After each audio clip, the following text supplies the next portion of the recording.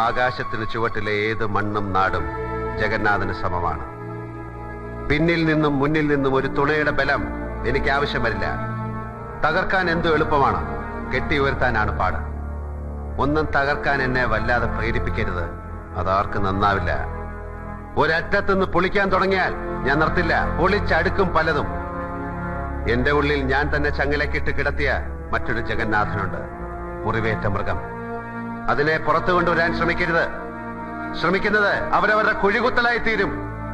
ആജ്ഞകളുടെ വാറോലകളുമായി ഇനി ആരും പുഴ കടന്ന് കണിമംഗലത്തേക്ക് വരണമെന്നില്ല.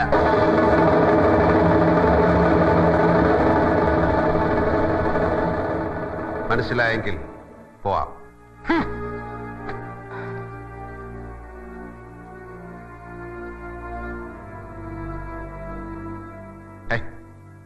എന്താ ഇതെല്ലാരും വീഴ്ചയിക്കണേ?